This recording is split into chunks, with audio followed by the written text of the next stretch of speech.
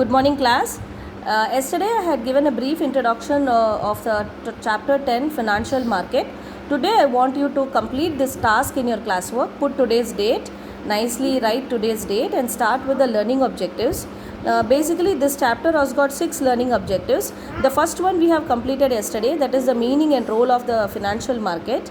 Then we will go learn about the money market and the various instruments in money market.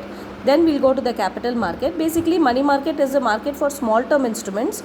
Capital market is a market for the long term instruments.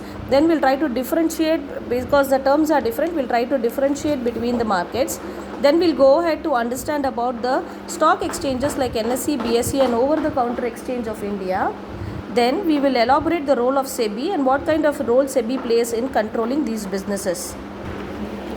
Now coming to the keywords, these are all the keywords that I am expecting you to have it in the classwork. The textbook may have a lot of keywords, but if you do this much, that is more than enough for the classwork.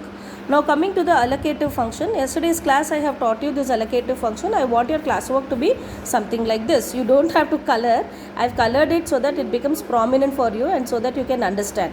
One thing is fundamental, that business needs finance from the time of starting till the time it continues to function and its closure.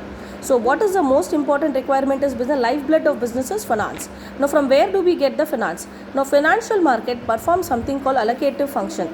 That is, they are sure that households have got, I told you the examples of how much households have got money in India.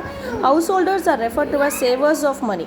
Now from these households, banks and financial institutions will collect the money, and it is taken away by business and investors, because they are in need of money and they are the savers of money. In between, these people play the role, right? Now the major alternatives are banks and stock market, right? If you go to banks, the households can save surplus in the bank in the name of fixed deposit, recurring deposits and other kinds of term deposits.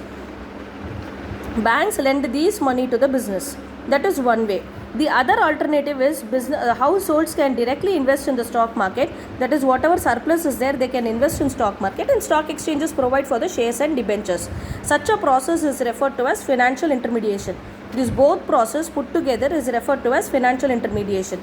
Now, the effectiveness and efficiency with which the financial market plays this role of taking money from here and giving it there, when the effectiveness with which it does, based on that only the returns to the household as well as to the businesses decided, right? Clear? I am recapping yesterday's class, right? Have a fantastic day.